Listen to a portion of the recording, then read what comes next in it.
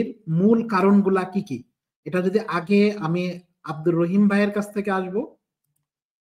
রহিম ভাই, আপনি যদি আমাদেরকে একটু জানান এই কারসাজির, শেয়ার বাজার কারসাজির মূল কারণটা কি?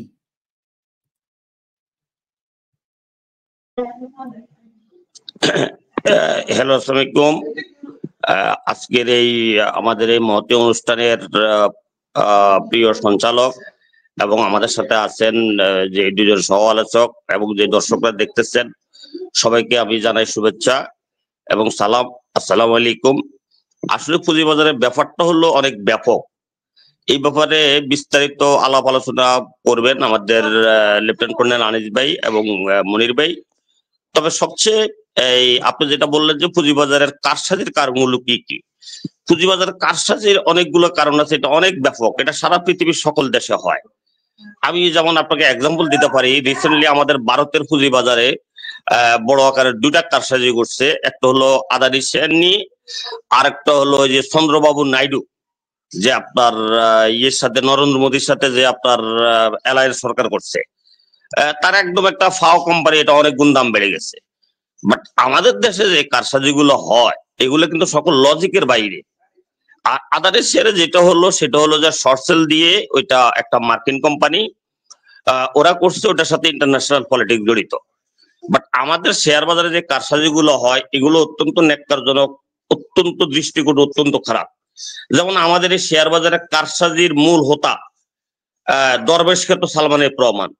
উনার কারসাজির একটা উদাহরণ আমি আপনাদেরকে বলি। আমাদের এই দেশের পুঁজিবাজারটা দেশ স্বাধীন হওয়ার পরে 1975-এ শেখ মুজিবুর রহমান মারা যাওয়ার পরে, 1975-এর পরে যখন রাষ্ট্রপতি জিয়াউর রহমান ক্ষমতায় আসেন, উনি তখন এই বাংলাদেশের পুঁজিবাজার ঢাকা স্টক এক্সচেঞ্জটাকে চালু করেন এবং উনি সকল কিছুকে বেসরকারীকরণ করেন। তার পরবর্তীতে উনি প্রথম বাংলাদেশের একমাত্র বর্তমান রাষ্ট্রায়ত্ত বিনিয়োগ bank investment corporation of Bangladesh বা ইনভেস্টমেন্ট কর্পোরেশন অর্ডিন্যান্স এটা জারি করেন।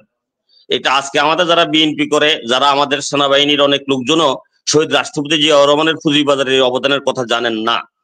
উনি 1976 সনে আইসিবি অর্ডিন্যান্স জারি করার পরে 1981 সনে এই পুঁজিবাজারের আরেকটা গুরুত্বপূর্ণ এলিমেন্ট, যেটার ব্যাপারে বিস্তারিত আলাপ করবেন আমাদের মনির হোসেন হাওলাদার ভাই, সে মিউচুয়াল ফান্ড ইন্ডাস্ট্রি বাংলাদেশে প্রথম চালু করেন এই আইসিবির মাধ্যমে, আইসিবি মিউচুয়াল ফান্ড 1 1980-তে।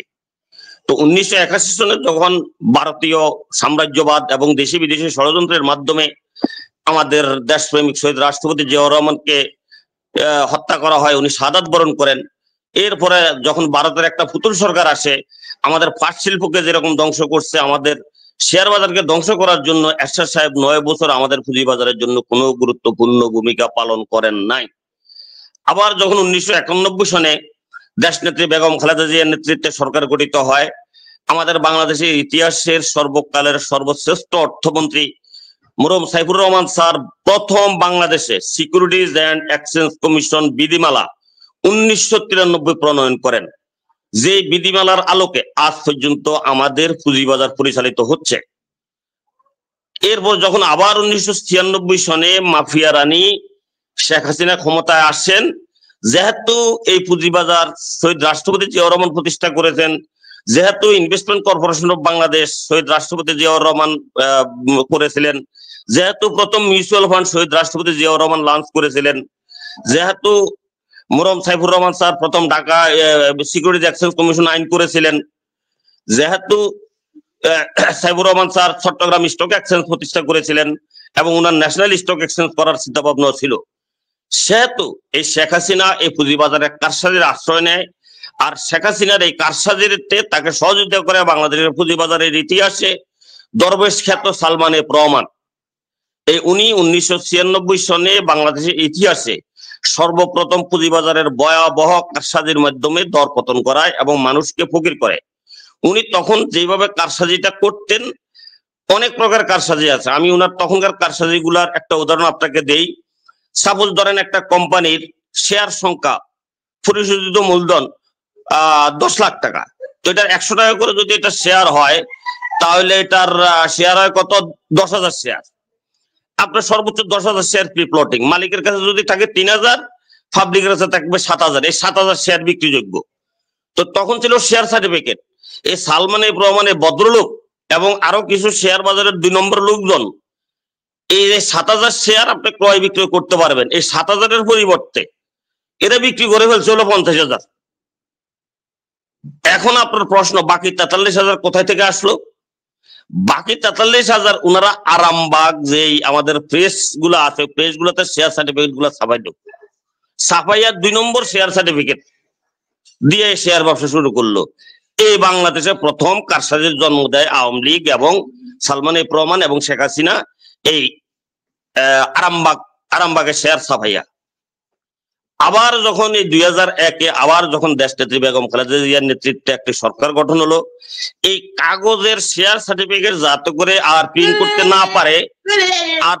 না পারে এই জন্য আবার মরম সাইফুর রহমান স্যার একটা আইন করলেন, শেয়ারটাকে ইলেকট্রনিক ফরম্যাটে রূপান্তর করার জন্য উনি সেন্ট্রাল ডিপোজিটরি বাংলাদেশ লিমিটেড নামে একটা কোম্পানি করলেন, যেটা হলো সিডিবিএল। মানে আপনার শেয়ার আর এখন ইয়েতে থাকবে না, এটা কিনা বলে কাগজে থাকবে না, আপনি এটা অনলাইনে চলে যাবে, আপনি এখন আর এখানে চুরি করতে পারবেন না। চললো সুন্দর মতে, বিএনপির আমলে সুন্দর মতো চললো, কোনো কারসাজি হয় নাই। যখন 1/11-এর পরে এই হাসিনা সরকার আবার আসলো, আবার এই জালিম ওই দরবেশের সাথে নতুন করে জয়েন করলো আরেক দরবেশ, এর নাম হলো নাফিস সারাফাত, এর বাড়ি হলো গোপালগঞ্জ। তার সাথে যুক্ত হলো আমাদের আনিস ভাইদের কিছু লোকজন, এই general Mujib, general Mamun Khaled, general Tofahel, এরা সহ জয়েন করলো। জয়েন করে পুঁজিবাজারের অত্যাধুনিক এবং অভিনব কারসাজির আশ্রয় নেওয়া শুরু করলো। সে অভিনব কারসাজি গুলো হলো কি, যেহেতু বাংলাদেশের পুঁজিবাজারে মিউচুয়াল ফান্ড প্রথম চালু করেন শহীদ রাষ্ট্রপতি জিয়াউর রহমান, সেহেতু এই নতুন দরবেশ নাফিস সারাফাত এই মিউচুয়াল ফান্ড ইন্ডাস্ট্রিকে ধ্বংস করার জন্য, যে মিউচুয়াল ফান্ড ইন্ডাস্ট্রি হলো একটা দেশের অর্থনীতির ফুসফুস হলো পুঁজিবাজার, আর একটা পুঁজিবাজারের ফুসফুস হলো mutual fund. Sheikh Hasina Salman F রহমানকে দিয়ে প্রথম অ্যাটাক করলো আমাদের পুঁজিবাজারের উপরে, মানে আমাদের প্রথম ফুসফুসের উপরে। যা হোক, ওইটাকে চিকিৎসা করে সাইফুর রহমান স্যার যা একটু সুস্থ করলেন। আবার সেকেন্ড টাইম হাসিনা আবার এই পুঁজিবাজারের যে ফুসফুস সে মিউচুয়াল ফান্ডকে অ্যাটাক করলেন নাফিস সারাফাতকে দিয়ে। কিভাবে উনি অ্যাটাক করলেন? নাফিস সারাফাতকে দিয়ে উনি একটা অ্যাসেট ম্যানেজমেন্ট কোম্পানি করলেন, এটার মাধ্যমে বাজারে মিউচুয়াল ফান্ড আনলেন। মিউচুয়াল ফান্ড হলো পুঁজিবাজারের সবচেয়ে সেফ ইনস্ট্রুমেন্ট। এটা হলো অ্যাজ সঞ্চয় পত্রের মতো, যে আপনি এটাতে বিনিয়োগ করবেন, আপনি বছর শেষে অবশ্যই আপনি লভ্যাংশ পাবেন, ডিভিডেন্ড পাবেন। এই নাফিস সারাফাত এই মিউচুয়াল ফান্ড ইন্ডাস্ট্রিটাকে ধ্বংস করে দিল। সে কিভাবে ধ্বংস করে দিল? এই মিউচুয়াল ফান্ডের মূলত কাজ হলো এরা যেসব বিনিয়োগকারীরা পুঁজিবাজার বুঝে না তাদের থেকে টাকা নিয়ে, বিভিন্ন প্রতিষ্ঠান থেকে টাকা নিয়ে ভালো একজন অ্যাসেট ম্যানেজার তাদের দক্ষ ব্যবস্থাপনার মাধ্যমে তারা পুঁজিবাজারে বিনিয়োগ করে, এবং এখান থেকে যে লাভ অর্জিত হয় এটা থেকে একটা অংশ বছর শেষে বিনিয়োগকারীদের মধ্যে বন্টন করেন। যা প্রথম আইসিবি মিউচুয়াল ফান্ড 1100% পর্যন্ত প্রদান করেছে। এই নাফিস সারাফাত সাহেব কি করলেন? মানুষ থেকে, বিভিন্ন ব্যাংক থেকে, বিভিন্ন প্রতিষ্ঠান থেকে টাকা নিয়ে উনি উনার ব্যক্তিগত কোম্পানির শেয়ার ক্রয় বিক্রয় শুরু করলেন। উনি জনগণের টাকা দিয়ে মিউচুয়াল ফান্ডের মধ্যে উনি প্রথম ক্রয় করলেন কি, ওই জনতার মঞ্চের দালাল মহিউদ্দিন খান আলমগীরের, আমাদের কলিমুল্লাহ স্যারের মামা আরি মহিউদ্দিন খান আলমগীরের ফার্মাস ব্যাংক, যেটা এখন পদ্মা ব্যাংক, এটা শেয়ার কিনে বিনিয়োগকারীদের পুঁজি ধ্বংস করলেন। তারপর উনি কি করলেন? উনি এই যে লা মেরিডিয়ান, এটা ডাইরেক্টর ছিল মামুন খালেদ, তার 10 টাকা শেয়ার কিনলেন 70 টাকা করে, টাকা তো বিনিয়োগকারীদের, ওটা ধ্বংস করলেন। এরপর যখন সেই মিউচুয়াল ফান্ডের কোমরটা পুরোপুরি ভেঙে দিল, উনি মিউচুয়াল ফান্ডের কোমরটা পুরোপুরি ভেঙে দেওয়ার পরে বাজারকে পুনরুদ্ধার করার জন্য এই কাজটার সাথে আমাদের মনির ভাই কিছুটা সংশ্লিষ্ট ছিলেন। বাংলাদেশ ব্যাংক থেকে প্রতিটা তফসিলি ব্যাংকে তাদের বিনিয়োগের বাইরে 200 কোটি টাকা বিনিয়োগ করার জন্য একটা স্পেশাল ফান্ড গঠন করা হলো। ওই ফান্ডে বলা ছিল যে ওই ফান্ডের একটা ন্যূনতম অংশ মিউচুয়াল ফান্ডে বিনিয়োগ করতে হবে, এবং ওইখানে কিছু শর্ত দেওয়া ছিল কি কি শর্তে কোন কোন মিউচুয়াল ফান্ডে বিনিয়োগ করা যাবে। তো বাংলাদেশ ব্যাংকের সার্কুলারে যে শর্তগুলো প্রদান করা হয়, ওই শর্তগুলোর আলোকে ওই সোর নাফিস সারাফাতের, আবার নাফিস সারাফাত হলো ওই আমাদের 5,500 বাগিনা জয়ের বন্ধু, ওই নাফিস সারাফাতের ওই মিউচুয়াল ফান্ড গুলা ক্রয় করা যাচ্ছে না। এট দিস টাইম আমাদের দরবেশ সাহেব নিয়ে আসলো উনার সুকুক বন্ড, উনার সুয়র বন্ড, এটার নাম রাখছি আমি সুয়র বন্ড, নিয়ে আসলো উনি সুকুক বন্ড। এখন উনার সুকুক বন্ড সাবস্ক্রিপশন হচ্ছে না। উনি অস্ত্রের মুখে ডিজিএফআই লোকজন দিয়ে, এই মামুন খালেদ এদেরকে দিয়ে, বাংলাদেশ ব্যাংকের গভর্নরে দিয়ে জোর করে 200 কোটি টাকার পুরোটা প্রণোদনার তহবিল দিয়ে উনার সুকুক বন্ড কিনতে বাধ্য করলেন আইন অমান্য করে। এরপরে আবার কি করলেন, এই নাফিস সারাফাতরা উনারা যেহেতু শেয়ার সার্টিফিকেট ছাপানো যায় না, উনারা একটা ব্যাংকে এফডিআর রাখলেন। ওই এফডিআর ধরেন আপনার নামে আপনি এফডিআরটা করলেন, এফডিআরটা আপনার নামে করে আপনি এফডিআরটা বন্ধক দিলেন ব্যাংকে, লোনটা নিল মনির ভাই, এটা পাবলিকের টাকা।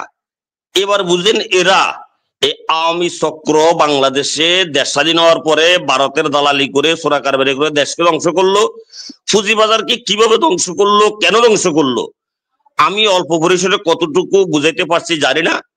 এবং পুঁজিবাজারকে এখন এই কোমা থেকে তুলতে হলে আমি যেটা বলেছিলাম, একটা দেশের অর্থনীতির ফুসফুস পুঁজিবাজার, পুঁজিবাজারের ফুসফুস মিউচুয়াল ফান্ড।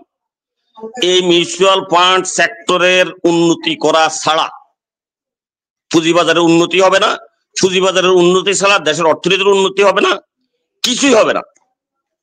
এই হলো যেটা, সেটা হলো আপনার রুগী যখন আইসিইউতে থাকে, সবার আগে রুগীকে আপনার আইসিইউ থেকে বেডে আনতে হবে। এখন রুগীকে আইসিইউ থেকে বেডে আনতে হলে কি করতে হবে, রুগীর এখন ইমার্জেন্সি যে ওষুধ, সেই ওষুধ প্রয়োগ করতে হবে। আমাদের পুঁজিবাজার এখন আইসিইউতে, পুঁজিবাজারকে এখন আইসিইউ থেকে যদি বেডে আনতে হয়, তাহলে আমাদের এখন মিউচুয়াল ফান্ডকে ডেভেলপ করতে হবে। আর এই ব্যাপারটা নিয়ে অলরেডি সিকিউরিটিজ এক্সচেঞ্জ কমিশনের বর্তমান চেয়ারম্যান, বর্তমান অর্থ উপদেষ্টা এবং investment corporation of Bangladesh, Bangladesh ব্যাংকের গভর্নর, ওনারা সবাই ওয়াকিবহাল এবং এটার জন্য ওনারা আইসিবি কে দায়িত্ব দিয়েছেন। তো আমি দাউদ ভাই আপনাকে আইসিবির মাননীয় ব্যবস্থাপনা পরিচালক আবুল হোসেন স্যার, উনি আজকে আমাদের প্রোগ্রামটা দেখার কথা, আপনাকে ওনার নাম্বার দেবো, আপনি একটু দেখেন ওনারে যে এসএসসি যে দায়িত্বটা দিল, উনি ওই দায়িত্বটা কতটুকু পালন করতেছেন। এবং আমি আশা করব আনিস ভাই এবং এই আমাদের মনির ভাইও আইসিবির এমডি কে অনুরোধ করবেন আপনার এখানে একটু আসার জন্য। আর আনিস ভাই একটু রেজাউল ভাইকে অনুরোধ করবেন আসার জন্য। রেজাউল ভাই হলো সিকিউরিটিজ এক্সচেঞ্জ কমিশনের মুখপাত্র। এবং আপনাকে আরেকটু জানাই, পুঁজিবাজারকে বর্তমান এই অবস্থা থেকে উত্তরণের জন্য বাংলাদেশ সরকারের গ্যারান্টি ক্লজের ভিত্তিতে আইসিবি কে 3,000 কোটি টাকা ঋণ দেওয়া হয়েছে, এবং ওই ঋণ আইসিবির শর্ত অনুযায়ী মাত্র 4% সুদে প্রদান করা হয়েছে। এবং আইসিবি কে বলা হয়েছে যে মিউচুয়াল ফান্ডকে ডেভেলপমেন্ট করার জন্য। এবং এই মিউচুয়াল ফান্ডকে ডেভেলপমেন্ট করার ব্যাপারে আমি আপনাকে মিউচুয়াল ফান্ডের ব্যাপারে একটা সংক্ষেপে বলে দিই। মিউচুয়াল ফান্ড দুই ধরনের, একটা হলো ওপেন এন্ড, একটা হলো ক্লোজ এন্ড। আমাদের মিউচুয়াল ফান্ড গুলাকে আরো যেইভাবে বিগত আওয়ামী লীগ সরকার ধ্বংস করছে, মিউচুয়াল ফান্ডের কিন্তু একটা, যেমন একটা কোম্পানির কিন্তু কোনো মেয়াদ নেই, কোম্পানি কিন্তু আনলিমিটেড এজ, মিউচুয়াল ফান্ড কিন্তু একটা limited age. Close end mutual fund একটা নির্দিষ্ট মেয়াদের থাকে। আমার এই কথাটার পরে মনির ভাই এটা বিস্তারিত ব্যাখ্যা দিবেন। সেটা কিরকম, একটা মিউচুয়াল ফান্ড 10 বছরের জন্য আসে, 10 বছর পরে ওই মিউচুয়াল ফান্ডটা উইন্ড আপ হয়ে যায়। তখন ওই মিউচুয়াল ফান্ডের মধ্যে যা শেয়ার আছে ওই সবগুলা শেয়ারকে নগদায়ন করে ওইটা টোটাল মিউচুয়াল ফান্ডের ইউনিটের সংখ্যা দিয়ে ভাগ করে ইউনিট হোল্ডারদের মধ্যে বিলি করে দিতে হয়। অথবা যদি কোনো একটা ক্লোজিং মিউচুয়াল ফান্ডের মিনিমাম 75% ইউনিট হোল্ডার চায়, তাহলে ওই মিউচুয়াল ফান্ডকে ক্লোজিং থেকে ওপেনিং মিউচুয়াল ফান্ডে রূপান্তর করতে পারে। আর ওপেনিং মিউচুয়াল ফান্ডটা হলো ওয়ান কাইন্ডস অফ প্রমিজরি নোট। বা বাংলাদেশ ব্যাংকের বন্ডের মতো, এটাই আপনি এনি টাইম ক্যাশ করতে পারেন। কিন্তু বিগত সরকারের শেখ হাসিনার ফার্মার্স ব্যাংককে রক্ষা করার জন্য, নাফিস সারাফাতের লুটতরাজকে রক্ষা করার জন্য এসএসসির এই আইনকে বৃদ্ধাঙ্গুলি প্রদর্শন করে এই 10 বছরের মেয়াদকে অটোমেটিক আরো 10 বছর বৃদ্ধি করা হয়েছে, যা ছিল পুঁজিবাজারের জন্য একটা আত্মঘাতী সিদ্ধান্ত। আর আমি দাউদ ভাই আপনাকে এই ক্ষেত্রে বলবো, আমাদের বর্তমান যিনি যার নেতৃত্বে তত্ত্বাবধায়ক সরকার বা অন্তর্বর্তীকালীন চলতেছে, উনি নিজে, সে ডক্টর ইউনূস স্যার, এই আমাদের পুঁজিবাজারে মিউচুয়াল ফান্ডের ইতিহাসে উনি উজ্জ্বল নক্ষত্র। আপনি হয়তো অবাক হয়ে যাবেন যে এই ব্যাপারটা হয়তো আপনিও আগে জানতেন না, আমি জানি না আনিস ভাইও আগে জানতেন কিনা। ডক্টর ইউনূস স্যারের গ্রামীণ ফোন যখন বাংলাদেশের শেয়ার বাজারে আসে 70 টাকা করে, ইতিহাস সৃষ্টি করে দিয়েছে, ইতিহাস। এবং গ্রামীণ ফোনে যে পরিমাণ ডিভিডেন্ড পে আউট হয়েছে, আর কোন কোম্পানির এরকম ডিভিডেন্ড পে আউট হয় নাই। তারপরে উনি এই পুঁজিবাজারকে ঠিক করার জন্য সেই 90-এর দশকে উনি উনার এক খুব ঘনিষ্ঠ লোক ইয়ার সাইদ স্যারকে দিয়ে উনি একটা মিউচুয়াল ফান্ড কোম্পানি করেন। ওই মিউচুয়াল ফান্ড কোম্পানিটার নাম হলো এইমস। এবং এই এইমস মিউচুয়াল ফান্ড কোম্পানিটার মাধ্যমে উনি গ্রামীণ ব্যাংক থেকে একটা মিউচুয়াল ফান্ড মার্কেটে আনেন, সেটার নাম ছিল গ্রামীণ স্কিম 1। এবং এটা নির্দিষ্ট মেয়াদান্তে বিনিয়োগকারীদেরকে যথাযথভাবে তাদের টাকা ফেরত দেয়। এর ধারাবাহিকতায় উনি আরেকটা মিউচুয়াল ফান্ড বাজারে আনেন, যেটার নাম হলো গ্রামীণ স্কিম 2। এই এইমস এর আন্ডারে এই ডক্টর ইউনূস স্যারের যে পরিচিত লোক, ওনার মাধ্যমে এরপর আরেকটা মিউচুয়াল ফান্ড আসে, রিলায়েন্স ফার্স্ট মিউচুয়াল ফান্ড। মাত্র 1.5 বছর আগে ডক্টর ইউনূস স্যারের গ্রামীণ ব্যাংকের একটা ওপেন এন্ড মিউচুয়াল ফান্ড আসে, সেটা হলো গ্রামীণ ব্যাংক ইউনিট 1। আপনি পুরা শেয়ার বাজারের যদি মিউচুয়াল ফান্ড সেক্টরের দিকে দেখেন, সকল মিউচুয়াল ফান্ড নাফিস সারাফাত ধ্বংস করছে, সরকারি মিউচুয়াল ফান্ড গুলাকে হাসিনা এবং হাসিনার মন্ত্রী পরিষদ ধ্বংস করছে। বাট বাংলাদেশে এমন কোন রংবাজ, এমন কোন মাফিয়া, এমন কোন দরবেশ, এমন কোন পীর সৃষ্টি হয় নাই ডক্টর ইউনূস স্যারের গ্রামীণ স্কিম 2, গ্রামীণ bank unit 1, Reliance first mutual ফান্ডে হস্তক্ষেপ করার মতো সাহস ওনাদের দেয় নাই।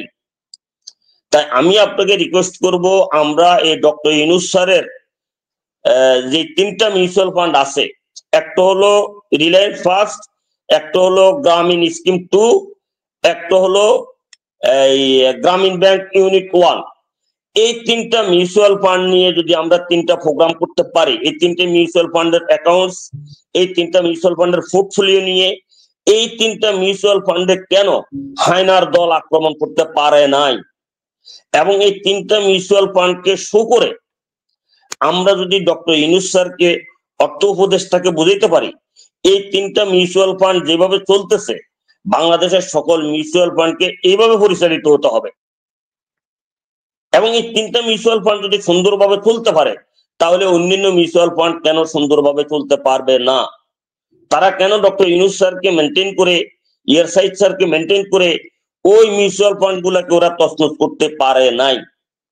তাই আপনি যেটা বলছেন, এই মুহূর্তে আমাদের 1 নম্বর সংস্কার হবে ডক্টর ইউনূস স্যারের গ্রামীণ ব্যাংক ইউনিট 1, গ্রামীণ scheme 2, Reliance first mutual fund যেভাবে পরিচালিত হচ্ছে, সকল মিউচুয়াল ফান্ডকে ওইভাবে পরিচালিত করা এবং আইসিবির নেতৃত্বে বাজারে মিউচুয়াল ফান্ডের পুনরুজ্জাগরণ সৃষ্টি করা। এটা করার জন্য ওনারা কি করবেন, এই ব্যাপারে আমি আমাদের মনিরুল হাওলাদার ভাই, আনিস ভাই এবং আমি নিজেও আইসিবির এমডি স্যারের সাথে, তারপরে হলো আমি ইয়ার সাইদ স্যারের সাথেও কথা বলবো। দাউদ ভাই, আপনাকে আমি ইয়ার সাইদ স্যারের নাম্বারও দেবো, যে ইউনূস স্যারের বন্ধু, এবং আনিস ভাই, রাজাউল ভাইকে আনবেন। ওনারা বলবেন সকল ক্লোজিং মিউচুয়াল ফান্ড হয় ওনারা এগুলা ক্লোজ করে দিয়ে বিনিয়োগকারীদের টাকা ফেরত দিয়ে দেয়। স্পষ্ট কথা, ক্লোজিং মিউচুয়াল ফান্ড কোন ইন্ডাস্ট্রি না, এটা বিনিয়োগকারীদের টাকা ফেরত দিয়ে দেয়, এগুলো ক্লোজ করে। নতুবা মিউচুয়াল ফান্ড ইন্ডাস্ট্রিকে দ্রুত পুনরুজ্জাগরণ করা হোক। আর আমি এখানে আরেকটা কথা বলবো, আমাদের মাননীয় অর্থ উপদেষ্টাকে উদ্দেশ্য করে উনি কয়েকদিন আগে বলেছিলেন যে পুঁজিবাজারের জেড গ্রুপের সকল কোম্পানি হলো ওয়েস্ট পেপার। যদি এই বর্তমান অন্তর্বর্তীকালীন সরকারের কেউ আমাদের এই প্রোগ্রামটা দেখেন, আমি আপনাদের উদ্দেশ্য বলবো, আমি যেমন এখানে বললাম ডক্টর ইউনূস স্যারের যে বন্ধু ডক্টর ইয়ারসাইদ স্যার, উনার যে রিলায়েন্স ফার্স্ট মিউচুয়াল ফান্ড, উনার গ্রামীণ স্কিম 2, উনার গ্রামীণ ব্যাংক ইউনিট 1, এটাতে যদি বিগত আওয়ামী লীগ সরকারের মাফিয়ারা হায়নারা হাত দিতে না পারে, ক্ষতিগ্রস্ত করতে না পারে, অন্যান্য মিউচুয়াল ফান্ডে কিভাবে ক্ষতিগ্রস্ত করলো, ঠিক তেমনি আপনি যে বললেন জেড গ্রুপ সব ওয়েস্ট পেপার, আমি মাননীয় অর্থ উপদেষ্টার কাছে সবিনয়ে জানতে চাই, আমাদের পুঁজিবাজারের তালিকাভুক্ত রাষ্ট্রায়ত্ত প্রতিষ্ঠান সমূহ কেন দিনের পর দিন কোটি কোটি টাকা লোকসান দিয়ে যাচ্ছে? আমি এখানে বলতে চাই, আমাদের আজকে যে কারণে আমরা ভারত বিরোধিতা করি, ভারতের বিরুদ্ধে বলি, ভারত আমাদেরকে দমকায়, আমরা চিনি না দিলে তোমরা চিনি খেতে পারবা না। অথচ একটা সময় আমাদের বাংলাদেশ সারা পৃথিবীর চিনি শিল্পের নেতৃত্ব দিচ্ছে। আমাদের এখানে মনির হোসেন হাওলাদার ভাই, উনি শিল্প মন্ত্রণালয়ের লোক, আমাদের চিনি শিল্পকে ভারত সুকৌশলে ধ্বংস করে দেয় এবং 2000 সন থেকে আমাদের প্রতিটা চিনি কল লোকসান। আমাদের চিনি কলগুলার যে কোম্পানি মেশিনারি তৈরি করে, সে রেনিক যোগেশ্বর, মাত্র 2 কোটি টাকা ফেড আপ ক্যাপিটালের কোম্পানি, সরকারি কোম্পানি, 40 একর জায়গা। আমি মাননীয় অর্থ উপদেষ্টাকে বলবো, এই রাষ্ট্রায়ত্ত প্রতিষ্ঠানগুলোকে আমাদের এই যে এখানে আমাদের আনিস ভাই আছেন, আমাদের রাওয়ার এবার চেয়ারম্যান হচ্ছে আমাদের কর্নেল হক ভাই, এক্স আর্মি অফিসারদের কাছে এই বাংলাদেশ চিনি ও খাদ্য শিল্প কর্পোরেশনের আওতাধীন সকল প্রতিষ্ঠান সমূহ ছেড়ে দেওয়া হোক। আমাদেরকে পৃথিবীর কোথাও থেকে চিনি আমদানি করতে হবে না, আমাদের রাষ্ট্রায়ত্ত প্রতিষ্ঠান জেড গ্রুপ থাকবে না, বছর বছর কোটি কোটি টাকা লোকসান দিতে হবে না। তা আমি আপনার কাছে অনুরোধ করব, আমরা আগামীতে রিলায়েন্স ফার্স্ট মিউচুয়াল ফান্ডে কেন হায়নার দল আক্রমণ করতে পারে নাই, এটার মধ্যে কেন, তারপরে গ্রামীণ 2, তারপরে গ্রামীণ ব্যাংক 1, এই তিনটা নিয়ে তিনটা প্রোগ্রাম করি, তারপরে সরকারি লোকসানি প্রতিষ্ঠানগুলো নিয়ে একটা একটা করে আমরা ধরি, কেন সরকারি প্রতিষ্ঠানগুলো লোকসান দিবে। আমাদের এই পদ্মা ব্রিজের জন্য টাকা আমাদের বাইরের থেকে আনার দরকার না, আমাদের এই দেশের মানুষই দিবে। আমি মিউচুয়াল ফান্ড গুলার সমস্যা যেটা বোঝাতে পারছি কিনা কতটুকু জানি না। আমার সর্বশেষ কথা হলো যেটা, সেটা হলো আমাদের সাথে একটা মিটিং এ মনির ভাইও ছিলেন এবং আমার অ্যাবসেন্সে আরেকটা মিটিং এ মনির ভাই ছিলেন। আমি মনির ভাইকেও বলবো, যেহেতু আইসিবির সাইড অনুযায়ী 60% সুদে ওনাদেরকে 3000 কোটি টাকা অলরেডি দেওয়া হয়েছে, যেহেতু এসএসসি থেকে আইসিবি কে মিউচুয়াল ফান্ড সেক্টরের উন্নয়নের জন্য কাজ করতে বলা হয়েছে, এই মুহূর্তে দ্রুততার সাথে মিউচুয়াল ফান্ড উন্নয়নের জন্য আইসিবি কি করতেছে, এসএসসি কি করতেছে, এই ব্যাপারে একটা প্রোগ্রাম করুন, আমাদের একটা উন্মুক্ত আলোচনার ব্যবস্থা করুন এবং আমার মনে হয় এটাই ভালো হবে।